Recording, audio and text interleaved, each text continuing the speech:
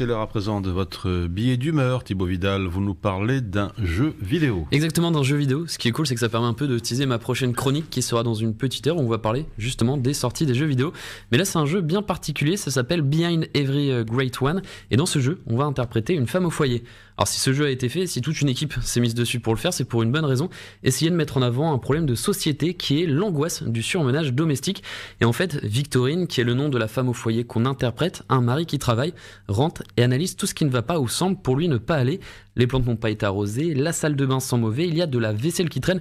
Des exemples comme ça, il y en a encore plein, des remarques qui nous indiquent en fait quoi faire pour permettre au mari de se sentir à l'aise dans la maison. Un jeu tout simplement pour dénoncer et démontrer certains comportements qui peuvent mettre une pression très forte sur la femme.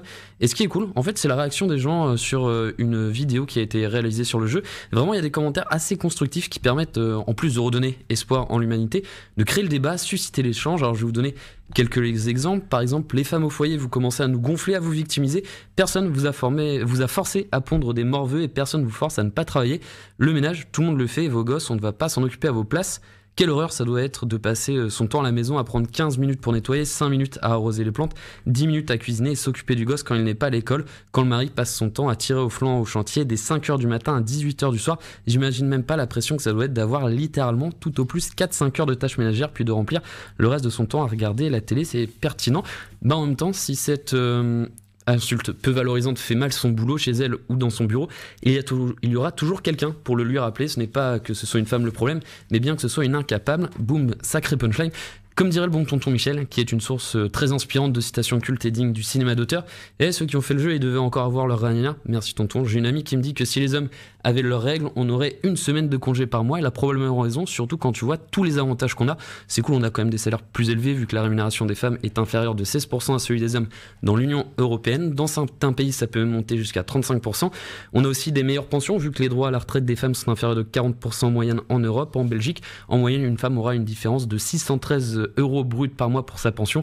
Mais surtout, on est quand même assez bien représenté en politique puisque 59% des politiques à la Chambre des représentants sont des hommes. Pareil pour les chefs d'entreprise. Par exemple, chez notre voisin français, en 2016, il n'y avait que 3 femmes présidentes de sociétés du CAC 40.